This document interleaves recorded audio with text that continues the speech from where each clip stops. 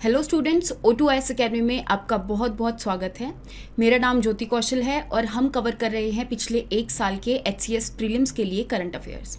तो आज हमारा ओवरऑल डे नंबर 28 है, जिसके अंदर हम शुरू करने वाले हैं हरियाणा के स्टेट स्पेसिफिक न्यूज़ के बारे में। तो यहाँ पे आज हमने कोशिश करी है कि हम अप्रैल मंथ के हरियाणा की जो भी चीज़ें न्यूज़ में थी वो सारी की सारी आज हम कवर करने वाले हैं। तो अगर आपको इस वीडियो की PDF चाहिए तो आप हमारी O2IS अकेडमी की जो ऐप है उसको डाउनलोड कर सकते हैं। वहाँ पे आपको HCS प्रीलिम्स के नाम से एक कोर्स मिल जाएगा, जिसके कंटेंट सेक्शन में जाके आप PDFs को डाउनलोड कर सकते हैं और रिवाइज कर सकते हैं। इन द सेम वे जो भी बच्चे HCS के आने वाले एग्जाम्स के लिए प्रेपरेशन कर रहे हैं तो उनके लिए हमने यहाँ पे फाउंडेशन कोर्स को भी लॉन्च किया है, जिसके अंदर अलग अलग सब्जेक्ट्स को हमने कवर किया हुआ है और यहाँ पे आपको स्टेट स्पेसिफिक मटेरियल भी मिल जाएगा। ठीक है, हरियाणा जीके के रिगार्डिंग जो मटेरियल है, स्टडी मटेरियल है, वो भी मिल जाएगा। तो आप जाकर एक बार उसको एक्सप्लोर कर सकते हैं। तो शुरू करते हैं अपनी आज की सबसे पहली हरियाणा से रिलेटेड न्यूज़ के बारे में। तो सबसे पहले हम बात करते हैं कि जो चौधरी चरण सिंह हरियाणा एग्रीकल्चरल यूनिवर्सिटी है हिसार के अंदर, इसके अंदर एक सीड प्रोसेसिंग प्लांट और कंट्रोल रूम को इनॉग्रेट किया गया। अब इस सीड प्रोसेसिंग प्लांट जो भी यहाँ पे इस यूनिवर्सिटी के अंदर अलग से एक रूम बनाया गया है, उसके ऊपर सीड्स के ऊपर काम किया जाएगा, ताकि यहाँ पे जो भी हरियाणा के फार्मर्स हैं उनको यहाँ पे क्वालिटी सीड्स प्रोवाइड करी जा सके। जैसा कि आप जानते हैं कि अगर सीड की क्वालिटी अच्छी होगी तो उसकी वजह से जो फार्मर्स हैं उनकी क्रॉप की यील्ड भी इंक्रीज हो जाएगी, जिसकी वजह से उनकी फार्मर्स की इनकम को एक तरह से बेनिफिट होगा और एक तरह से फार्मर्स की इनकम को डबल करने का भी यहाँ पे जो टारगेट है वो अचीव होने लगेगा। नेक्स्ट हम बात करते हैं कि हरियाणा की कैबिनेट ने एक प्रपोजल को अप्रूव किया है। जो प्रपोजल किस चीज़ से रिलेटेड है कि यहाँ पे 3 स्टेट पुलिस अवार्ड्स दिए जाएंगे। अब इन तीनों के तीनों स्टेट पुलिस अवार्ड्स किस चीज़ के लिए दिए जाएंगे और इनका क्या नाम है, इसके बारे में आपने याद रखना है। जैसे कि जो सबसे पहला अवार्ड है दैट इज़ चीफ मिनिस्टर पदक, ठीक है। सेकंड है आपका होम मिनिस्टर पदक और तीसरा है आपका हरियाणा पुलिस उत्तम सेवा पदक। ये तीनों के तीनों अवार्ड्स जो हैं पुलिस के जो एम्प्लॉयज़ हैं और ऑफिसर्स हैं उनको दिए जाएंगे, लेकिन अलग अलग पर्पसेस के लिए दिए जाएंगे। तो अगर मैं बात करूं यहाँ पे चीफ मिनिस्टर पदक अवार्ड के बारे में, तो ये उन पुलिस ऑफिसर और पुलिस एम्प्लॉयज़ को दिया जाएगा जिन्होंने किसी क्राइम को प्रिवेंट करने की कोशिश करी है, किसी क्राइम को होने से रोकने की कोशिश करी है या फिर किसी की जान बचाने की कोशिश करी है। अगर मैं बात करूं होम मिनिस्टर पदक के बारे में, तो यहाँ पे जो भी पुलिस ऑफिसर्स और एम्प्लॉयज़ हैं जब वो इन्वेस्टिगेशन करते हैं तो यहाँ पे जिन भी पुलिस ऑफिसर्स ने इन्वेस्टिगेशन करते हुए अलग अलग इनोवेटिव तरीके अपनाए हैं तो उनको ये अवार्ड दिया जाएगा। इन द सेम वे अगर मैं बात करूँ हरियाणा पुलिस उत्तम सेवा पदक के बारे में, तो ये पुलिस ऑफिसर्स और उन एम्प्लॉयज़ को दिया जाएगा जैसे अलग अलग फील्ड्स में जिन्होंने अच्छी ट्रैफिक मैनेजमेंट करने का काम किया है या अच्छा लॉ एंड ऑर्डर मेंटेन करने का काम किया है। तो यहाँ पे बहुत सारी अलग अलग फील्ड्स इंक्लूडेड हैं। आपने इन तीनों अवार्ड्स के बारे में याद रखना है। अभी रिसेंटली इसको सिर्फ प्रपोजल को अप्रूव किया गया है, अभी ये दिए नहीं गए हैं अवार्ड, ठीक है। नेक्स्ट हम बात करते हैं मिशन वचन पूर्ति के बारे में। तो यहाँ पे जो कश्मीर वैली वाले जो कश्मीरी पंडित्स हैं, उस टाइम पे जब वो माइग्रेट होके हरियाणा के अंदर आए थे तो उन्होंने यहाँ पे अलग अलग लैंड वगैरह खरीदा था, लेकिन उनके पास उन लैंड्स के जो पेपर है वो अभी तक नहीं आए थे। तो उसके रिगार्डिंग जो हमारे चीफ मिनिस्टर जी हैं हरियाणा के, उन्होंने इस मिशन का नाम रखा है मिशन वचन पूर्ति।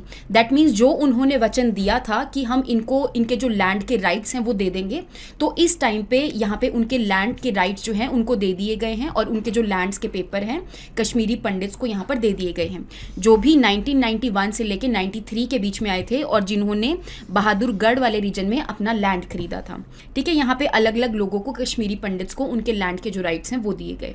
नेक्स्ट हम बात करते हैं कि जो हरियाणा के चीफ सेक्रेटरी हैं उन्होंने अभी रिसेंटली चंडीगढ़ के अंदर एक टेक एक्सपो को लॉन्च किया जिसका नाम है फार्मा टेक एक्सपो, ठीक है, एंड लैब टेक एक्सपो भी इसके साथ नाम जोड़ा गया।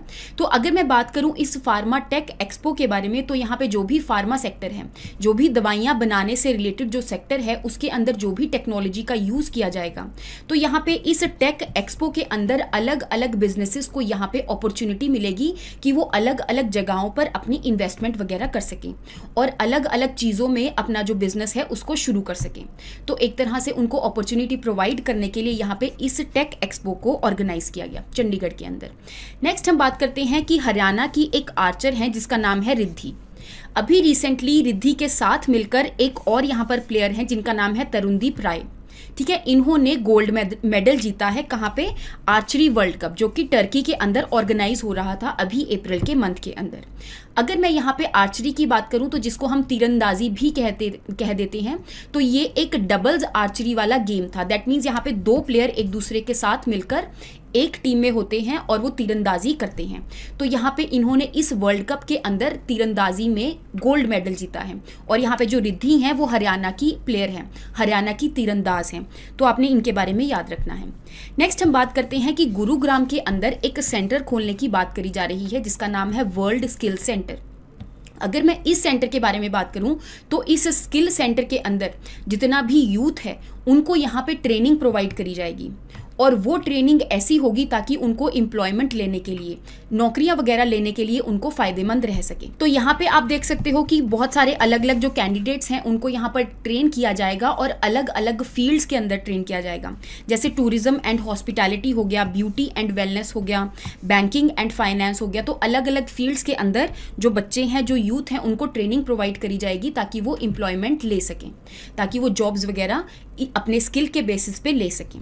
नेक्स्ट हम बात करते हैं कि जो सैंपल रजिस्ट्रेशन सिस्टम है जिसके अंदर अलग अलग चीज़ों के बारे में बताया जाता है, जैसे कि अंडर 5 मोर्टेलिटी रेट कितना है, न्यूनेटल मोर्टेलिटी रेट कितना है, then is infant mortality rate कितना है, इन सब चीज़ों के बारे में बताया जाता है। तो यहाँ पे मैंने हरियाणा स्पेसिफिक जो रेट्स हैं उनको ऐड किया है। जैसे कि अगर मैं बात करूँ सैंपल रजिस्ट्रेशन सिस्टम की, जो कि रजिस्ट्रार जनरल ऑफ इंडिया निकालते हैं, जो कि होम मिनिस्ट्री के अंडर आते हैं, तो उसके अकॉर्डिंग जो हरियाणा का अंडर 5 मोर्टेलिटी रेट है वो 5 पॉइंट से डिक्रीज किया है। जैसे कि 2018 के अंदर वो 36 था और अभी 2019 के अंदर वो 31 हो गया है, डिक्रीज हो गए। अगर मैं बात करूं कि अंडर 5 मोर्टेलिटी रेट होता क्या है, तो जितनी भी 1000 बर्थ हुए हैं, अगर 1000 बच्चों ने एक तरह से पैदा हुए हैं, तो उसमें से कितने ऐसे बच्चे हैं जो 5 साल से नीचे हैं और उनकी डेथ हो गई है, उस रेट को हम काउंट करते हैं under 5 mortality rate. That means यहाँ पे हरियाणा के अंदर 1000 में से 31 बच्चों की डेथ हो जाती है यहाँ पे, अलग अलग पर्पसेस की वजह से। नेक्स्ट हम बात करते हैं इन्फेंट मोर्टेलिटी रेट के बारे में, जो भी डिक्रीज हुआ है। 2018 के अंदर 30 था हरियाणा में, अभी 2019 के अंदर 27 हो गया है। इन द सेम वे अगर मैं इन्फेंट मोर्टेलिटी रेट की डेफिनेशन की बात करूँ तो 1000 जो बर्थ हो रहे हैं उनके अंदर कितने ऐसे बच्चे हैं जो 1 साल से नीचे तक के हैं और उनकी डेथ हो जा रही है। अगर मैं नेक्स्ट रेट के बारे में बात करूं जो कि है neonatal mortality rate, that means बच्चे पैदा होते ही कुछ ही मंथ्स के अंदर उनकी मृत्यु हो जाती है, तो उसको हम नियोनेटल मोर्टेलिटी रेट कहते हैं। जैसे कि ये भी डिक्रीज किया है, 2018 के अंदर ये 22 था हरियाणा में और 2019 के अंदर ये 19 हो गया है। ठीक है, आपने इन सारे रेट्स के बारे में याद रखना है और ये भी याद रखना है कि तीनों के तीनों जो रेट्स हैं वो यहाँ पर डिक्रीज करे हैं। नेक्स्ट हम बात करते हैं कि सरस्वती सरोवर के अंदर एक्सकेवेशन के दौरान ये पता चला कि वहाँ की जो सैंड है और वहाँ पे जो क्रिस्टल पाए गए वो महाभारत के टाइम के क्रिस्टल्स हैं। इवन यहाँ पे ये भी देखा गया कि जहाँ जहाँ पे भी सरस्वती रिवर थी उस रीजन्स के अंदर, फॉर एग्जांपल यहाँ पे उत्तराखंड वाला रीजन, यूपी वाला रीजन है ना, अलग अलग स्टेट्स के अंदर सेम टाइप के क्रिस्टल्स यहाँ पे देखने को मिले। ठीक है, अगर मैं बात करूँ सरस्वती सरोवर के बारे में तो ये कुरुक्षेत्र के विलेज बहौली के अंदर लाई करता है। और अगर मैं बात करूँ यहाँ पे सरस्वती रिवर के बारे में तो उसके रिगार्डिंग यहाँ पे अलग अलग थ्योरीज हैं। तो इंडस वैली सिविलाइजेशन के टाइम पे ये माना जाता था कि जो सरस्वती रिवर है वो सतलुज रिवर और यमुना रिवर को कनेक्ट करती है। और फिर उसके बाद यहाँ पे जो वेदास वगैरह हैं उसके अंदर ये माना गया कि जो सरस्वती रिवर है वो जो राजस्थान का थार डेजर्ट है उसके अंदर कहीं लुप्त हो गई। तो यहाँ पे सरस्वती के रिगार्डिंग अलग अलग थ्योरीज हैं, लेकिन जो हिंदू लोग हैं वो ये मानते हैं कि अभी भी जो सरस्वती रिवर है वो अंडरग्राउंड फ्लो करती है और यमुना और गंगा को आकर प्रयागराज में मिलती है। तो आपने इस चीज़ के बारे में, इस न्यूज़ के बारे में याद रखना है। नेक्स्ट हम बात कर लेते हैं कि हरियाणा के जो चीफ मिनिस्टर हैं उन्होंने एक पोर्टल को लॉन्च किया है जिसका नाम है नगर दर्शन पोर्टल। अब ये एक ऐसा पोर्टल है जिसके अंदर जितनी भी हरियाणा स्टेट के अंदर अलग अलग अर्बन एरियाज हैं, ठीक है, अलग अलग जो अर्बन एरियाज हैं उसके रिगार्डिंग कि उस अर्बन एरियाज में कितनी ज़्यादा डेवलपमेंट हुई है, यहाँ पे जो अर्बन लोकल बॉडीज़ हैं उन्होंने उस एरिया में डेवलपमेंट करने के लिए क्या क्या चीज़ें करी हैं, तो उसके रिगार्डिंग सारी की सारी जो इन्फॉर्मेशन है इस पोर्टल के अंदर डाली जाएगी।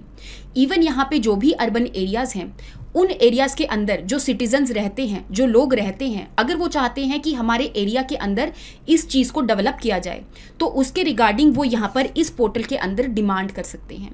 तो आपने याद रखना है कि जो नगर दर्शन पोर्टल है, हरियाणा स्टेट के अंदर अलग अलग अर्बन एरियाज़ को डेवलप करने का ये एक इनिशिएटिव लिया गया है। नेक्स्ट हम बात करते हैं कि जो हरियाणा के चीफ मिनिस्टर है, उन्होंने एक यात्रा को यहाँ पर फ्लैग ऑफ किया है जिसका नाम है अखंड भारत संदेश यात्रा 2022। अब इस अखंड भारत संदेश यात्रा के अंदर बहुत सारी यहाँ पे जो डॉटर्स हैं, बहुत सारी जो फीमेल्स हैं, वो पार्टिसिपेट कर रही हैं। सिर्फ हरियाणा की फीमेल्स यहाँ पर नहीं हैं, अलग अलग स्टेट से ये बिलोंग करती हैं, जैसे कि उत्तर प्रदेश हो गया, राजस्थान हो गया, दिल्ली हो गया, ठीक है। अलग अलग रीजन से यहाँ पे जो डॉटर्स हैं वो इस यात्रा के अंदर पार्टिसिपेट कर रही हैं। और इस यात्रा का पर्पस यही है कि हमारी सोसाइटी में यूनिटी बनाने के लिए, या फिर हमारी सोसाइटी में लोग एक दूसरे के साथ मिलजुल कर रहें, उसको बनाए रखने के लिए यहाँ पे ये यात्रा अवेयरनेस क्रिएट करेगी। इवन यहाँ पे जो मनोहर लाल खट्टर जी हैं, उन्होंने इन डॉटर्स के लिए यहाँ पे एक रिवॉर्ड को भी, एक कैश रिवॉर्ड जो है उसको भी यहाँ पे देने की बात करी गई है। आपने इस यात्रा के बारे में याद रखना है। नेक्स्ट हम बात करते हैं कि हरियाणा ने ही एक पोर्टल को लॉन्च किया है जिसका नाम है मेरी फसल मेरा ब्यौरा पोर्टल। जैसा कि आप जानते हैं कि एक स्कीम है सेंटर सरकार की जिसका नाम है प्रधानमंत्री फसल बीमा योजना, जो कि 2016 के अंदर लॉन्च करी गई थी। अब इस स्कीम के तहत यहाँ पे जितने भी फार्मर्स हैं उनकी क्रॉप को इंश्योरेंस मिलता था। फॉर एग्जांपल, अगर उनकी जो खरीफ क्रॉप है तो उसका यहाँ पे उनको 2% प्रीमियम पे करना पड़ता था और उस वजह से उनकी जो खरीफ क्रॉप है वो यहाँ पर इंश्योर हो जाती थी। फॉर एग्जाम्पल, अगर फार्मर्स की, किसानों की अगर फसल खराब हो जाए तो उसके रिगार्डिंग यहाँ पे उनकी क्रॉप्स को इंश्योर करने के लिए इस स्कीम को चलाया गया था।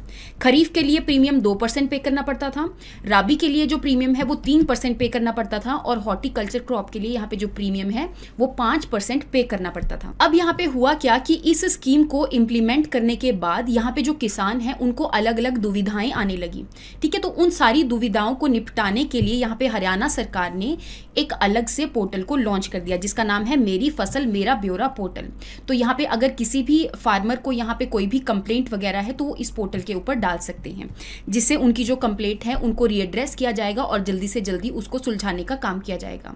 नेक्स्ट हम बात करते हैं कि यहाँ पे एक जो कमीशन है जिसका नाम है हरियाणा इथोपिया इन्वेस्टमेंट कमीशन, इन्होंने 2 दिन की मीटिंग करी। इस मीटिंग के तहत उन्होंने इथोपिया वाला रीजन जो कि अफ्रीका में लाई करता है और जो हरियाणा वाला रीजन है हमारी इंडियन स्टेट है, तो इन दोनों के बीच में इन्वेस्टमेंट रिलेशन को इम्प्रूव करने के लिए यहाँ पे इन्होंने फ्रेमवर्क को साइन किया है जो कि है फ्रेमवर्क ऑफ कॉपरेशन, ठीक है। इस फ्रेमवर्क को साइन करने के तहत यहाँ पे जो भी इथोपिया वाली जो कंट्रीज हैं अगर हरियाणा के अंदर कोई इन्वेस्टमेंट करना चाहती हैं तो वो यहाँ पर कर सकती हैं। इन द सेम वे अगर हरियाणा की कोई भी ऐसी इमर्जिंग कंपनी है, अगर इथोपिया वाले रीजन में यहाँ पे कोई इन्वेस्टमेंट करना चाहती है तो वो जाकर कर सकती हैं। तो यहाँ पे जो अलग अलग गाइडलाइंस हैं वो साइन किए गए ताकि यहाँ पे हरियाणा और इथोपिया के बीच में जो भी इन्वेस्टमेंट रिलेशंस हैं उनको इम्प्रूव किया जा सके। तो आपने इन सारी न्यूज़ के बारे में याद रखना है। आई होप आपको यहाँ तक हर एक न्यूज़ के बारे में समझ में आया होगा। आज हमने कोशिश करी है कि जो अप्रैल मंथ 2022 वाला है उसकी न्यूज़ को कवर किया जाए। तो यहाँ पे आपकी जो अप्रैल मंथ की जो न्यूज़ है वो सारी कवर हो गई है और ऐसे ही धीरे धीरे हम हर एक जो मंथ के करंट अफेयर्स हैं, हरियाणा के स्टेट स्पेसिफिक जो करंट अफेयर्स हैं, उनको धीरे धीरे हम कवर कर लेंगे आपके एग्जाम से पहले। तो thank you so much and have a nice day.